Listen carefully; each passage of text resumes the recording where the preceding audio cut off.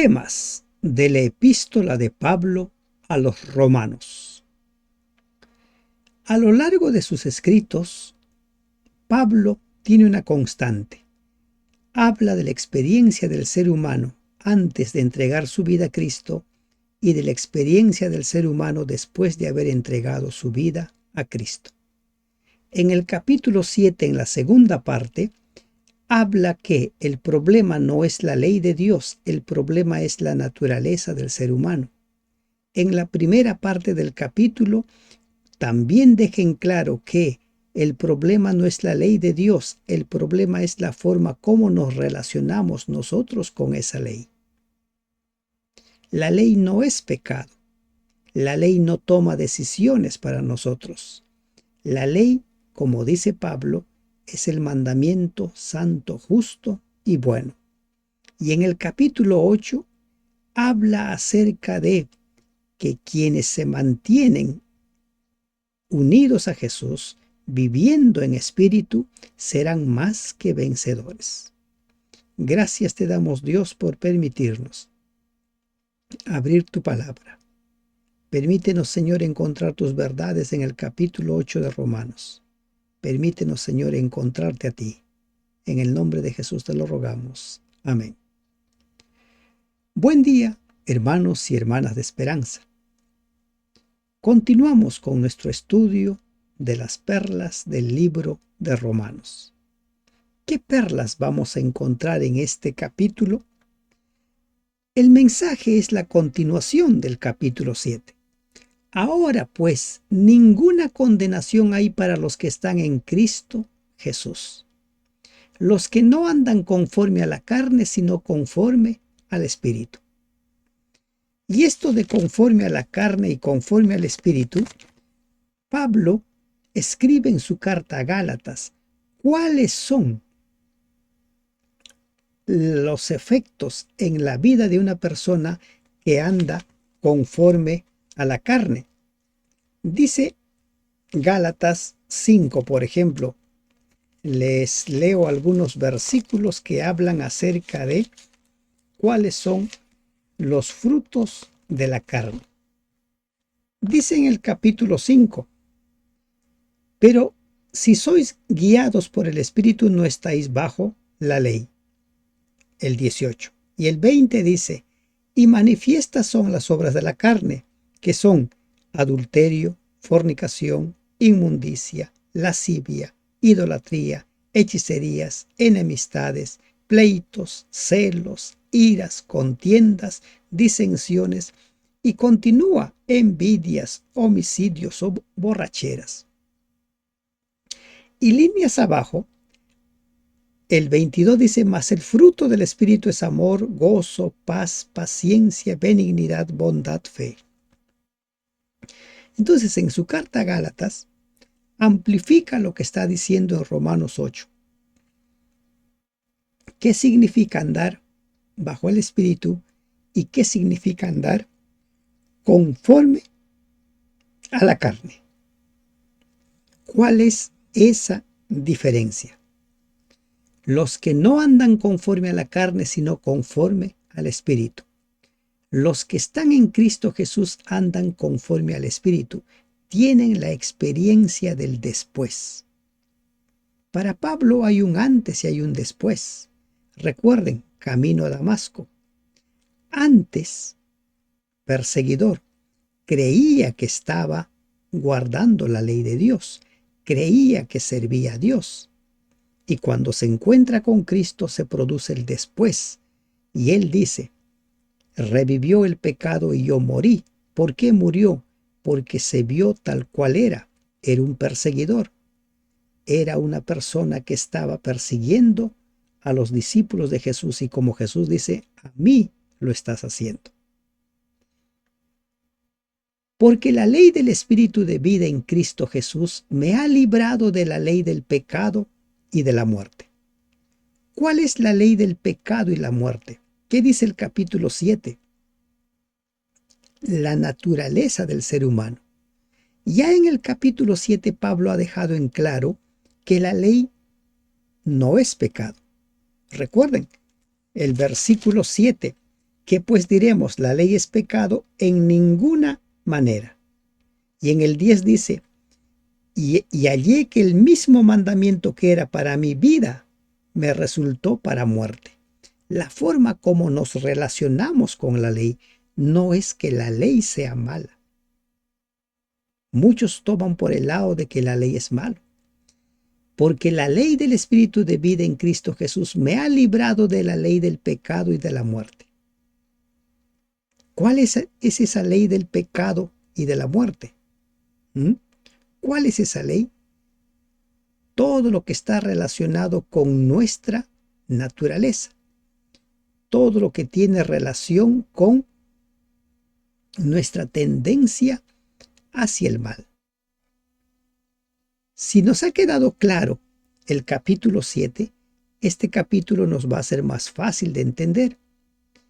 La ley del pecado y de la muerte, la autoridad ejercida por el pecado que conduce a la muerte.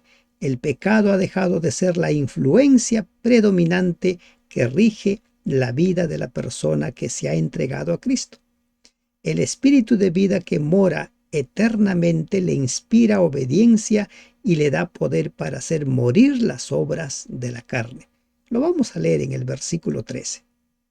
De modo que la ley del espíritu de vida obra directamente en los miembros contra la ley del pecado y la muerte, dando fuerza al creyente para vencer la influencia destructora del pecado, liberándolo así de la esclavitud y de la condenación del pecado. Aplicado a la misma experiencia de Pablo. Camino a Damasco con cartas de poder para perseguir a los cristianos. Después de su encuentro con Cristo, camino a una dirección a donde Jesús le manda y donde se encontraría con un hombre de Dios, Ananías. Y allí él toma el bautismo. ¿Se dan cuenta? La ley del pecado y de la muerte.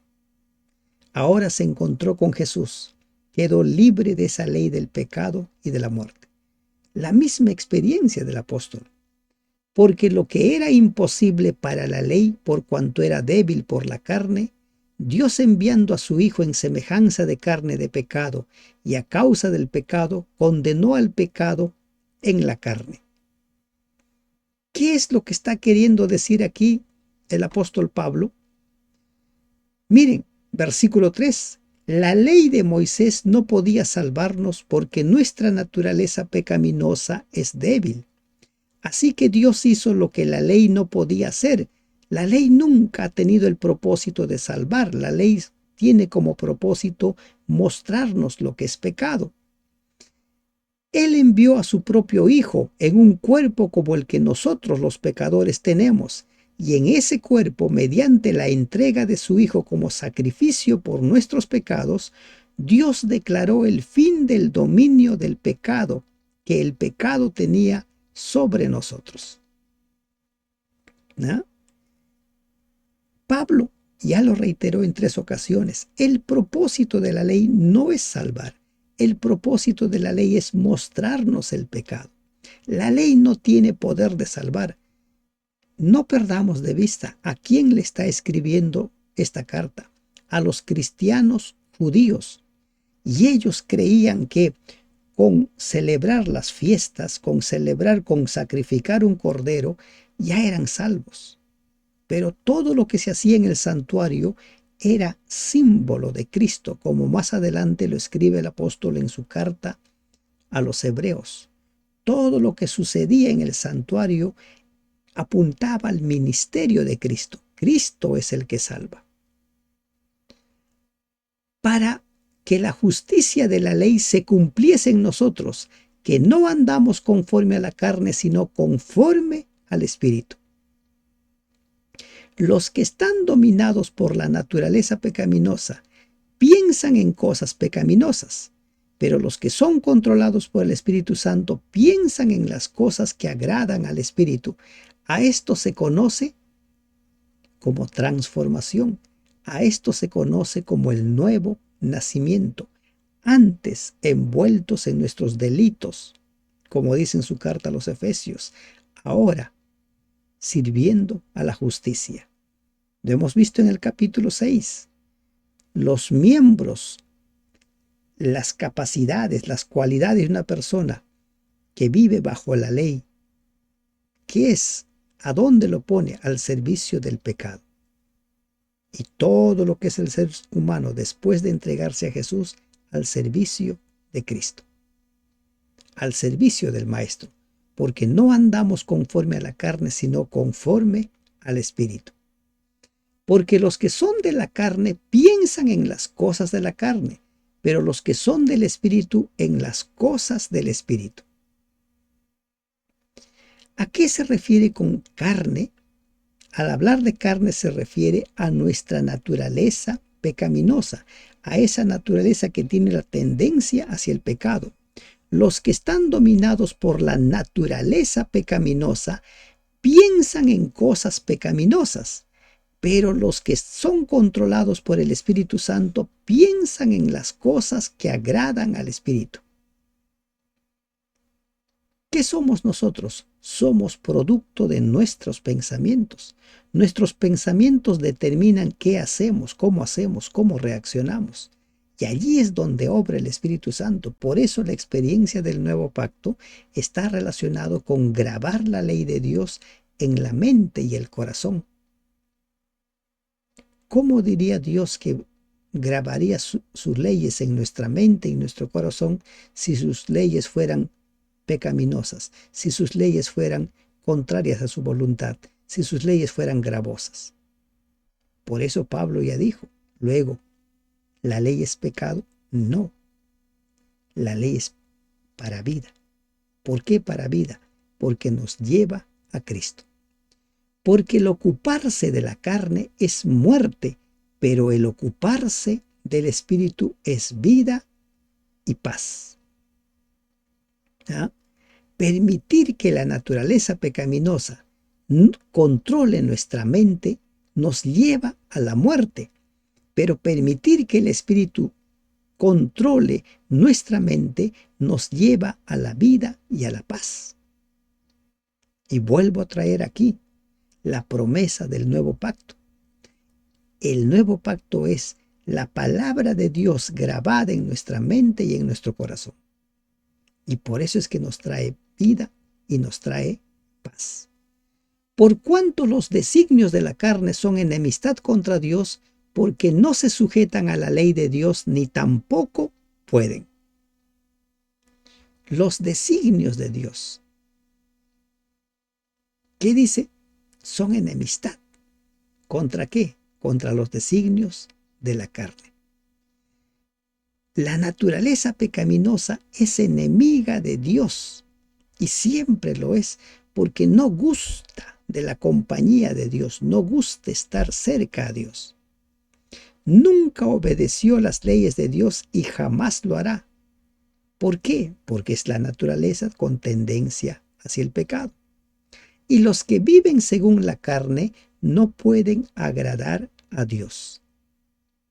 Los que todavía viven bajo el dominio de la naturaleza pecaminosa nunca pueden agradar a Dios. Dios ama al pecador, pero no ama el pecado. Dios, recuerden, sacó a su pueblo como estaba, pero después les dijo, ahora van a vivir así. El proceso de la santificación, el proceso de la transformación. Mas vosotros no vivís según la carne, sino según el Espíritu, si es que el Espíritu de Dios mora en vosotros. Y si alguno tiene el Espíritu de Cristo, no tiene el Espíritu de Cristo, no es de él. Aquí hay una declaración fuerte. ¿Qué está diciendo?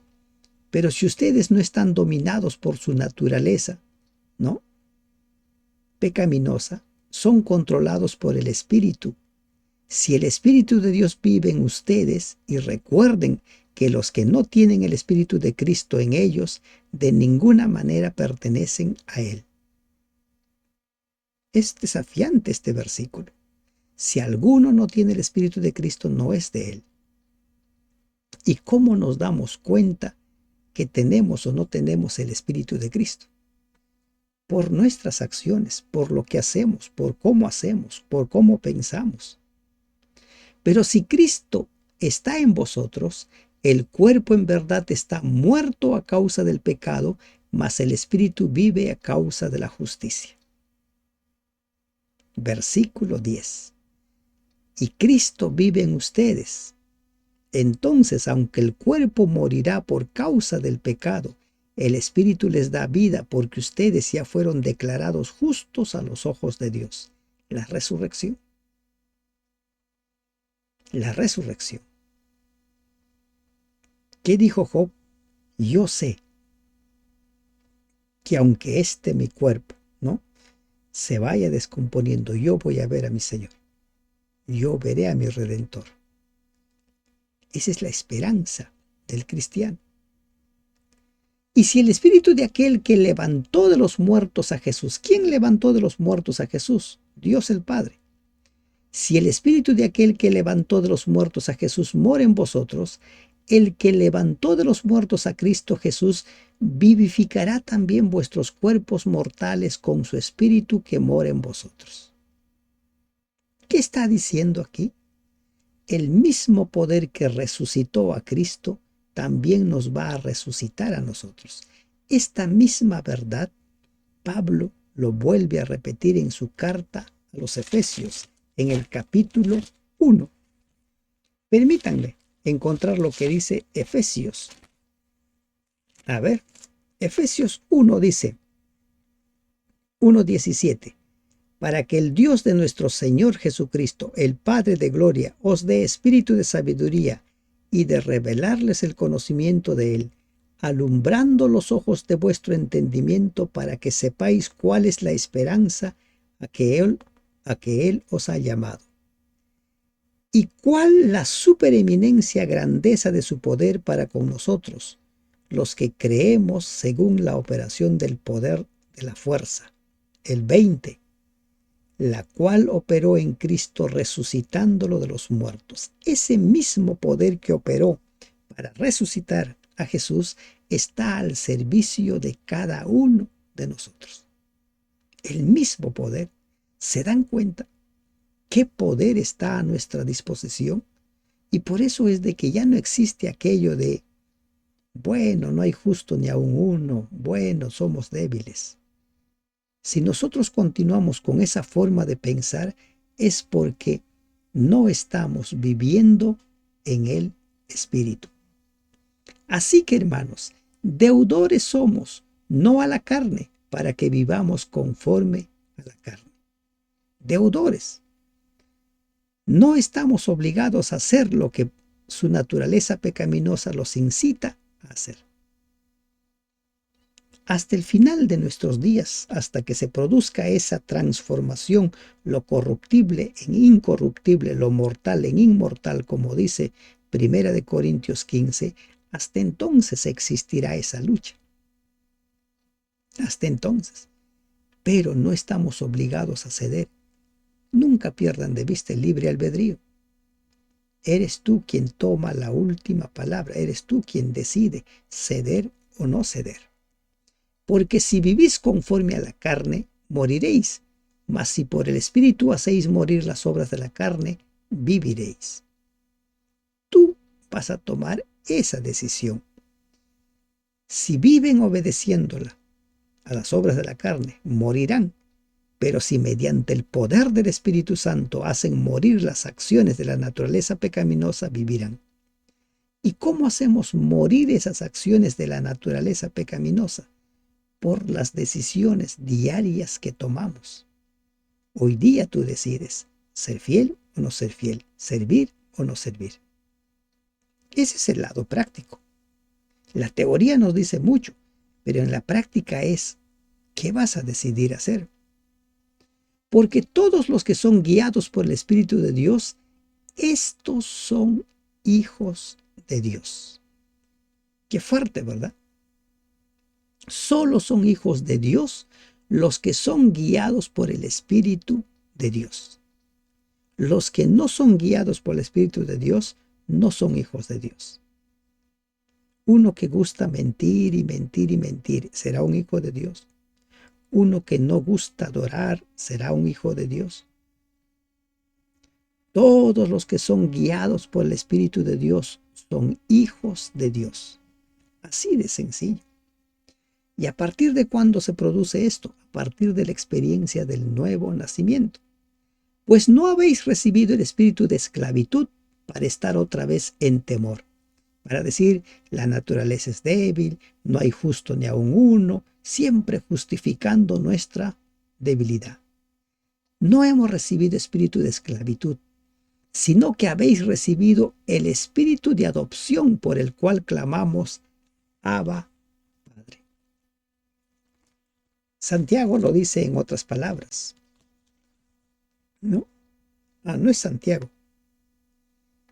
A ver, donde dice, Dios no nos ha dado un espíritu de cobardía, sino de poder. ¿Recuerdan ese pasaje? Dios no nos ha dado un espíritu de cobardía, sino de poder. Recuerden ese pasaje. Ahorita no lo tengo en mente. Y aquí está diciendo lo mismo. No hemos recibido espíritu de esclavitud, de cobardía, sino que hemos recibido el espíritu de adopción por el cual clamamos, Abba, Padre. Un desafío total. Hemos recibido el Espíritu de Dios.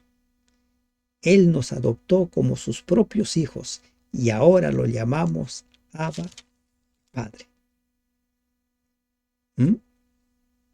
Adoptados como hijos.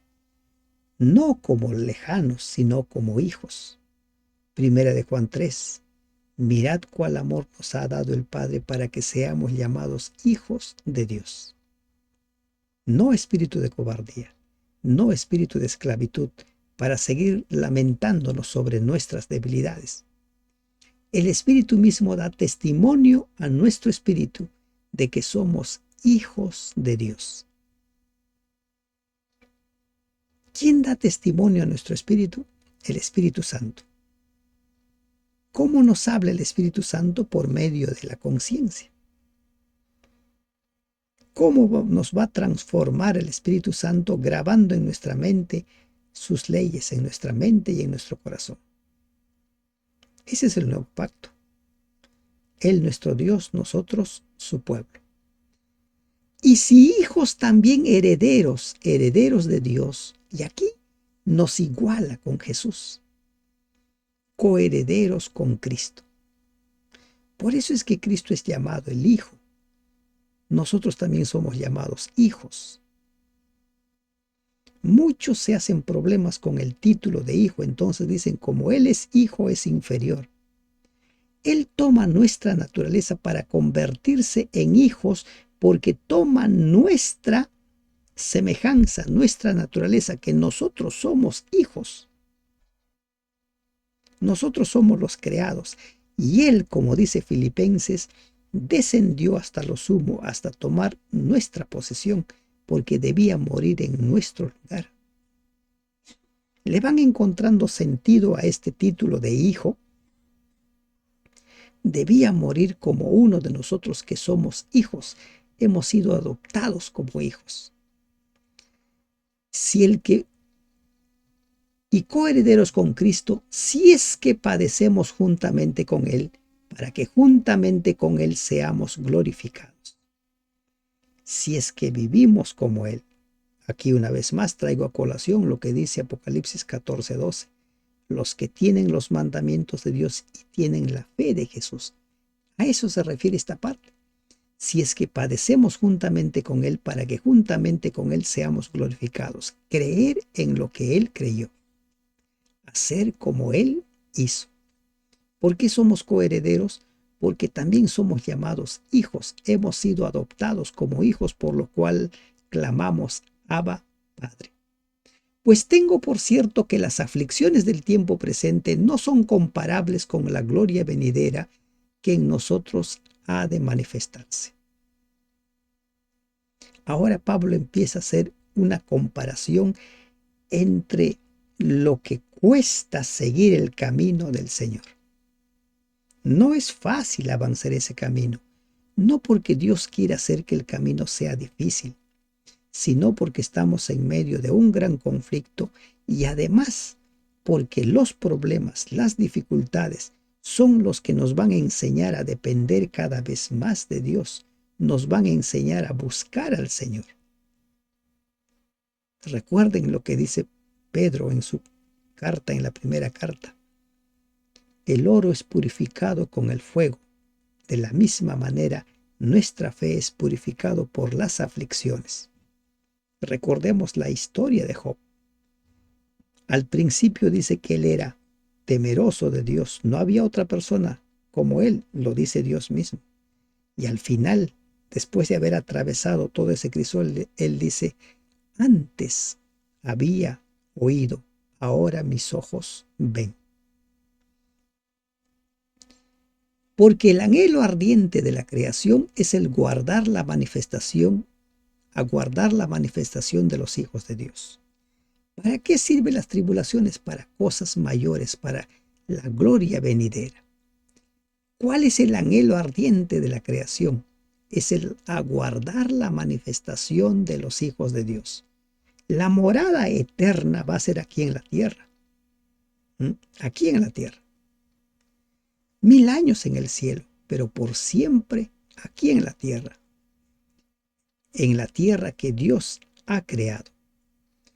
Porque la creación fue sujetada a vanidad, no por su propia voluntad, sino por causa del que la sujetó en esperanza.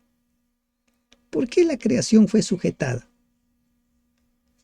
Por la caída de quienes habían sido nombrados como los administradores. Contra su propia voluntad, toda la creación quedó sujeta a la maldición de Dios, sin embargo, con gran esperanza. ¿Y cuál es esa gran esperanza? La redención. La purificación. Pedro en su libro habla acerca de cómo el fuego va a purificar la tierra. Y Apocalipsis 21-22 habla de cielos nuevos y tierra nueva. Porque también la creación misma será libertada de la esclavitud de corrupción a la libertad gloriosa de los hijos de Dios. La creación, la tierra, espera el día en que será liberada de la muerte y la descomposición se unirá a la gloria de los hijos de Dios. La tierra va a ser purificada, cielos nuevos y tierra nueva. No existirá ningún vestigio del pecado. Porque sabemos que toda la creación gime a una, y aún están con dolores de parto hasta ahora. La tierra está padeciendo las consecuencias de la caída del hombre. Sabemos que hasta el día de hoy toda la creación gime y gime. En el mundo secular se habla acerca de cómo es que el medio ambiente se va alterando producto de las cosas que hacen. Pero entre aquellos que dicen estar interesados por el bienestar del medio ambiente hay contradicciones con sus propios usos y costumbres. Y entre ellos mismos se van descalificando. Ellos mismos sacan información cómo es de que los que dicen que buscan cuidar el medio ambiente son los que más la contaminan. Vi un programa no hace mucho en el cual uno de ellos demuestra cómo una autoproclamada luchadora en favor del medio ambiente viaja con 2 aviones de su propiedad miles de millas de kilómetros. Y en el reportaje demuestran cuánto contamina todo ese movimiento. Con 2 aviones. Ella necesita 1 para movilizarse. Pero Dios ha prometido que la tierra va a ser purificada. La tierra va a ser restablecida. Ahora está clamando con dolores de parto. Y no solo ella, sino que también nosotros mismos que tenemos las primicias del Espíritu, nosotros también gemimos dentro de nosotros mismos esperando la adopción, la redención de nuestro cuerpo. ¿Cuántas personas no claman? ¿Hasta cuándo, Señor? ¿Cuántas personas no claman y dicen, ¿por qué tanta injusticia? ¿Por qué tanto dolor? ¿Por qué tanto sufrimiento? ¿Por qué muerte de inocentes? ¿Cuántos? La misma, ¿no?, naturaleza, el mismo ser humano clama porque Dios ya restablezca todo. Pero hay un tiempo señalado para todo esto. Porque en esperanza fuimos salvos. Pero la esperanza que se ve no es esperanza, porque lo que alguno ve, ¿a qué esperarlo? La esperanza es invisible. Recibimos esa esperanza cuando fuimos salvos. Si uno ya tiene algo, no necesita esperarlo. Pero nosotros esperamos. ¿Y cuál es la mayor esperanza que tenemos? La segunda venida de Cristo. Pero si esperamos lo que no vemos, con paciencia lo aguardamos. Con paciencia. ¿Cuánta paciencia tienes para esperar la segunda venida de Cristo? ¿Y qué haces mientras esperas la segunda venida de Cristo? Y lo que Él nos ha dicho es que mientras esperamos, hemos de preparar un pueblo para el encuentro con Él. Y de igual manera, el Espíritu nos ayuda en nuestra debilidad, pues ¿qué hemos de pedir como conviene? No lo sabemos, pero el Espíritu mismo intercede por nosotros con gemidos indecibles. ¿Qué es lo que nos dice aquí Pablo? Miren esta preciosa perla. Tú tienes un pedido y no sabes cómo decirle a Dios. El Espíritu Santo actúa como una especie de intérprete. Él te está diciendo esto, Él está pidiendo esto. A veces nosotros pedimos mal, como dice Santiago, y como pedimos mal no recibimos nada. Pero si nos ponemos en las manos del Espíritu Santo, Él nos va a servir como traductor. El Espíritu nos ayuda en nuestra debilidad, pues qué hemos de pedir como conviene no lo sabemos, pero Él sí lo sabe. Mas el que escudriña los corazones sabe cuál es la intención del Espíritu, porque conforme a la voluntad de Dios intercede por los santos. ¿Y quién es el que escudriña? El Padre. Quien conoce cada corazón sabe que el Espíritu dice, porque hay una comunión entre el Padre, el Hijo y el Espíritu Santo. Porque el Espíritu intercede por nosotros, los creyentes, en armonía con la voluntad de Dios. Él intercede por cada uno de nosotros. Y sabemos que a los que aman a Dios, todas las cosas les ayudan a bien. Esto es, a los que conforme a su propósito son llamados. ¿Cuánta gente utiliza este pasaje bíblico para motivarse, para mantenerse con esperanza, para mantenerse en pie cuando vienen los problemas, las dificultades? Sabemos que a los que aman a Dios todas las cosas les ayudan a bien. Estás haciendo frente a un problema. Tú ese problema lo puedes ver como un castigo o como una bendición, como una oportunidad de ganar algo o como una ocasión para perder.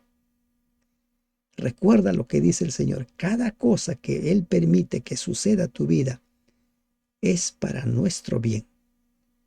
Él nos conoce. A los que conforme a su propósito han sido llamados. Porque a los que antes conoció, también los predestinó para que fuesen hechos conformes a la imagen de su Hijo, para que Él sea el primogénito entre muchos hermanos. Acá hay una palabra, predestinó. ¿Qué significa predestinar en el lenguaje bíblico y qué significa predestinar en el lenguaje secular? Entendamos esa diferencia. En el lenguaje secular, predestinar significa que tú ya tienes la vida establecida, ya sabes lo que vas a hacer. Hagas lo que hagas, no puedes cambiar eso. Pero predestinar en el lenguaje bíblico es que todos hemos sido predestinados para ser salvos. Pero tú serás salvo por la decisión que tomes. porque de tal manera amó Dios al mundo para que todo aquel que en él crea no se pierda, mas tenga vida eterna. Predestinados para ser salvos. Todos podemos ser salvos. Entonces, mantengamos esa diferencia. Hay muchas palabras en la Biblia que tienen un significado propio en la Biblia y un significado propio en el lenguaje secular. Cuando se hacen trabajos de investigación, se hace una lista de palabras. Y en esa lista de palabras se dice, para fines de investigación, esta palabra significa. Y le dan un significado. Y no siempre tiene un significado común, como el que se puede encontrar en el diccionario. Predestinó para que fuesen hechos conforme a la imagen de su Hijo. Todos pueden ser conforme a la imagen del Hijo. Para que Él sea el primogénito entre muchos hermanos, el mayor, el principal. La reunión de todos los miembros y Él el primogénito. Y a los que predestinó, a estos también llamó. Y a los que llamó, a estos también justificó. Y a los que justificó, a estos también glorificó. Todos predestinados. Pues Dios conoció a los suyos de antemano y los eligió para que llegaran a ser como su Hijo, a fin de que su Hijo fuera el mayor de muchos hermanos. Después de haberlos elegido, Dios los llamó para que se acercaran a Él, y una vez que los llamó, los puso en la relación correcta con Él, y luego de ponerlos en la relación correcta con Él les dio la gloria. ¿Qué pues diremos a esto? Si Dios es por nosotros, ¿quién contra nosotros? Ahora Pablo entra a desarrollar un tema en la cual se propone demostrarnos que podemos ser invencibles. Y esto no cabe en la mente de mucha gente. Dice, no, somos carnales, somos débiles. Sí, solo somos débiles, solo somos vulnerables. Pues, ¿qué pues diremos a esto? Si Dios es por nosotros, ¿quién contra nosotros? En las cartas de Pablo lo que encontramos es, o eres o no eres. No hay la mediocridad. Lo mismo que dice Apocalipsis 3. La tibieza no tiene lugar. O eres frío o eres caliente. Los tibios van a ser vomitados. Excluye de tu mente, de tu lenguaje, aquello de no hay justo ni aun uno. Eso es antes de conocer a Cristo. Cuando conocemos a Cristo, dice Pablo, nos convertimos en una especie de invencibles. Si Dios por nosotros, ¿quién contra nosotros? Y es el pensamiento que va a empezar a desarrollar a partir de aquí. El que no escatimó a su propio Hijo, sino que lo entregó por todos nosotros, ¿cómo no nos dará también con Él todas las cosas? Si dio a Él mismo, tomó nuestra naturaleza, murió en nuestro lugar, o sea, dio todo para que nosotros seamos salvos. ¿Y no nos va a dar todo lo que necesitemos para vencer, para ser salvos? Sino, ¿qué sentido tiene de que Él haya muerto para que nosotros sigamos allí justificando nuestra debilidad, nuestra tibieza? ¿Cómo no nos dará también con Él todas las cosas? Si Dios no se guardó ni a su propio Hijo, sino que lo entregó por todos nosotros, ¿no nos dará también todo lo demás, lo que necesitamos para vencer? Y ahora empieza a hacer una serie de preguntas el apóstol. ¿Quién acusará a los escogidos de Dios? ¿Quién lo va a acusar? Dios es el que justifica. Has cometido un pecado. Él está dispuesto a perdonarte. Él está dispuesto a limpiarte. Él está dispuesto a ponerte las vestiduras blancas. ¿Quién es el que condenará? Cristo es el que murió, más aún el que también resucitó. ¿Quién va a ser condenado? Nadie puede ser condenado porque Él ya murió y no solo murió, ha resucitado. El que además está a la diestra de Dios, el que también intercede por nosotros. El sumo sacerdocio celestial. Aquí Pablo lo trata. Murió, resucitó, está a la diestra de Dios y está también intercediendo por nosotros. Mire todo lo que ha hecho Jesús y lo que está haciendo para que seamos vencedores. Por eso Pablo dice, si Cristo con nosotros, ¿quién contra nosotros? No podemos seguir lamentando nuestras debilidades, nuestra tibieza. Tenemos que decidir cada día servir al Señor. ¿Quién nos separará del amor de Cristo? Y ahora Pablo empieza a poner situaciones en las cuales podemos estar nosotros. Pero él dice, ¿quién nos separará del amor de Cristo? ¿Tribulación o angustia o persecución o hambre o desnudez o peligro o espada? Miren, las peores circunstancias que puede pasarle a una persona. Persecución, tribulación, angustia, hambre, desnudez. ¿Nos va a separar eso del amor de Cristo? A los que no han entendido este tema, del antes y el después, a los que siguen justificando sus debilidades con que no hay justo ni aun uno, somos carnales, somos débiles, una pequeña prueba los hace retroceder. Una pequeña prueba los hace abandonar su esperanza. Como está escrito, por causa de ti, somos muertos todo el tiempo, somos contados como ovejas del matadero. Por causa de Cristo, por causa de ser fieles a Cristo. ¿Y por qué somos contados como ovejas de matadero? Por el gran conflicto en el cual nos encontramos. Recordemos que el príncipe de este mundo, el Dios de este siglo es Satanás. Tiene el control desde que Adán y Eva cayeron en pecado. Antes, en todas estas cosas somos más que vencedores por medio de aquel que nos amó. Ahora podemos entender la victoria de David sobre el gigante Goliat, ¿verdad?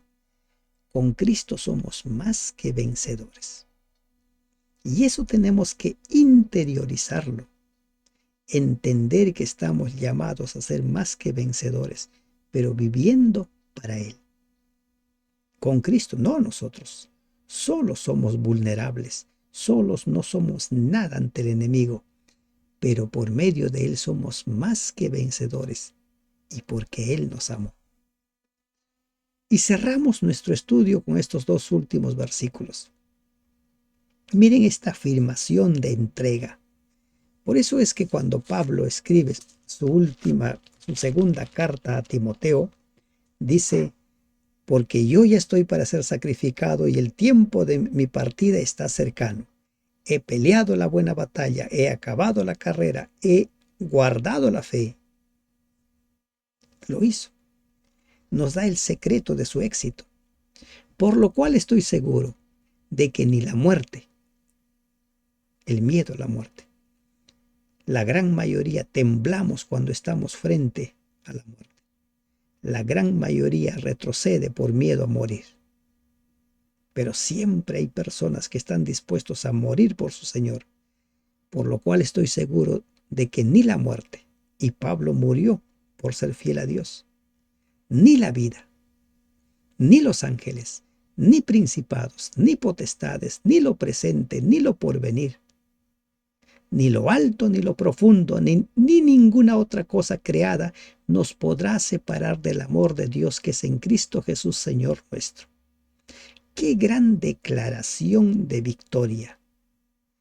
Estamos para ser vencedores, no para estar lamentándonos.